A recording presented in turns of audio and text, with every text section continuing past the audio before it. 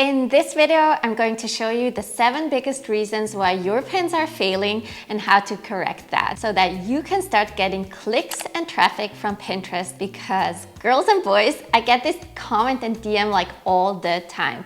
I'm not getting any clicks, my pins are not working, it's Pinterest fault, Pinterest is broken, I only get 1 click on my pin. I mean, I get it. Yes, before video and idea pins, it used to be easier to get clicks from Pinterest. But let me tell you, Pinterest still works. I'm still getting more traffic from Pinterest than from YouTube and Instagram combined. So maybe it's something else your pins are missing. So if you're up to it, let's crack that code together today. And before we do that, let me quickly introduce myself. My name is Katie and I'm a Swiss blogger and Pinterest marketing teacher here on YouTube. I teach passionate online entrepreneurs like you how you can use Pinterest to grow your blog. So let's reach your Pinterest goals together today. So what's the deal with Pinterest? And how do you create pins that actually get clicked on? And what are the big mistakes you need to avoid that are keeping people from clicking over to your site? So are you ready? Let's jump right into the video. Okay, biggie number 1 is that you're choosing the wrong pin. Did you know that there are different pins used for different reasons? So not all pin types and designs work for getting clicks. So first, let's talk about impressions. They're pins that will get you tons and tons of impressions. Impressions mean people seeing your pins. Pins like that are usually idea pins and video pins. Pinterest is pushing idea pins like crazy at the moment, so they are giving more reach to those pins. But idea pins are not clickable, which means you cannot add your URL to it. So if you're looking to grow the traffic to your website, then don't create idea pins. Like, idea pins can help you grow your audience on Pinterest, but not your traffic. Second, we have saves. There are other pins that get tons of saves. Pins like that include, for example, infographics and quotes. Many people on Pinterest are looking for inspiration and motivation, so that's why quotes work so well. People find a beautiful quote and save it to one of their boards, so they can come back to it when they need extra motivation or a little pick-me-up. But the intention of people saving that quote is not to click over to that website or to learn more about that quote. The quote is the end of the journey, right? They have what they want and that's it.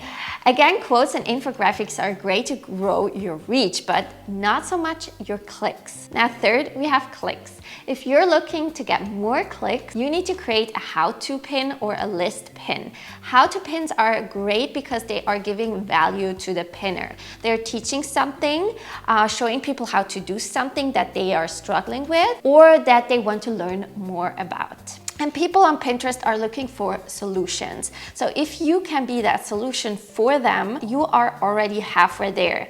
If they want to get the full tutorial, they need to come to your website to learn more. And then second, pins that get clicks are lists. Lists are a fantastic way to get clicks from Pinterest because they're scannable. So they're the 2 types you need to focus on if you're looking to get more clicks from Pinterest.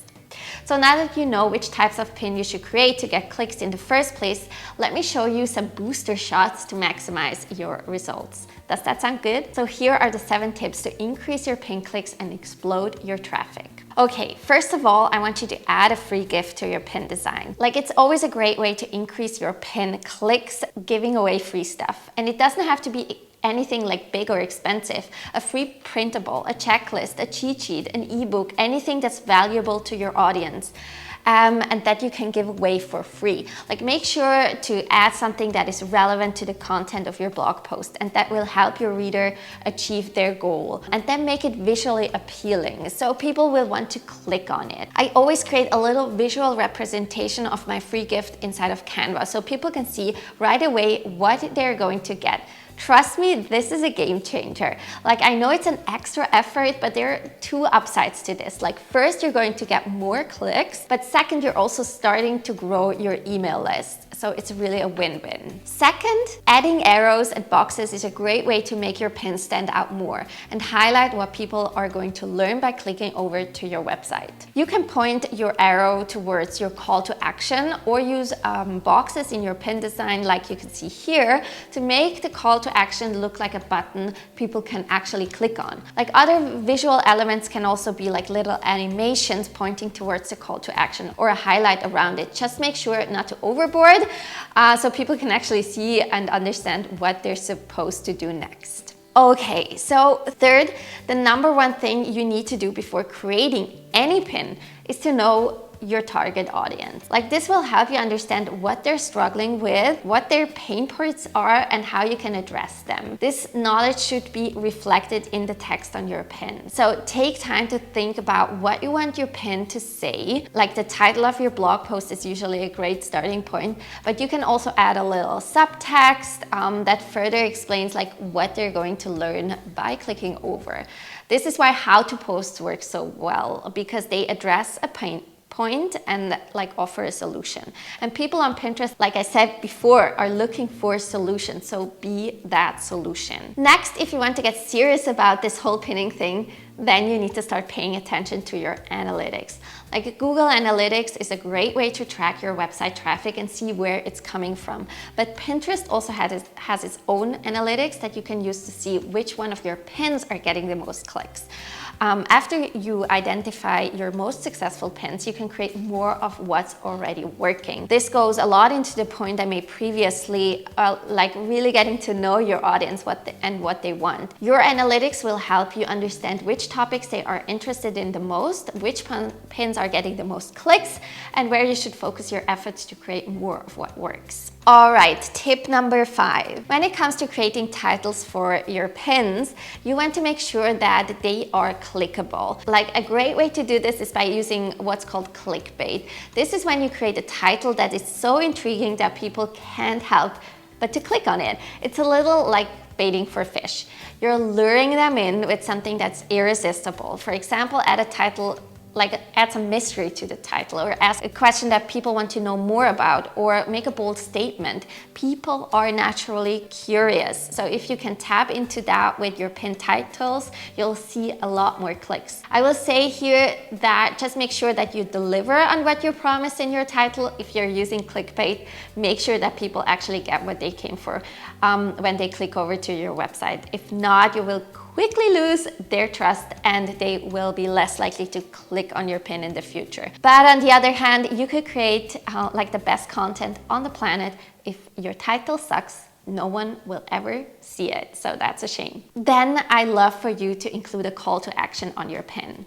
A call to action is letting people know exactly what you want them to do after they see your pin. Like, do you want them to click over to your website, read your blog post, watch your video, whatever it is. Make sure that you are clear about it in your pin. You can do this by adding a little text that tells them what to do, or by using an arrow to point to your website.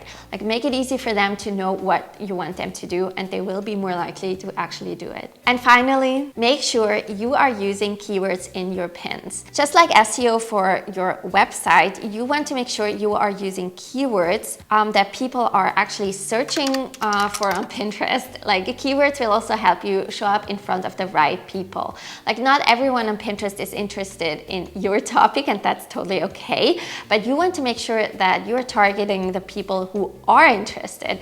And to do so, start by doing a little research, like finding out which keywords are being used the most in your niche. Once you have a good list of keywords, start adding them to your pin descriptions and make sure it's relevant to that pin. You don't want to stuff your keywords in there just for the sake of it. But if you can organically work them into your description, they will help you show up in more searches, and people will be more likely to click on your pin because they're naturally interested in the topic. So there you have it. These are all the great tips that you can use to increase your pin clicks and get more traffic to your website from Pinterest. Please don't get discouraged if you don't get more clicks overnight.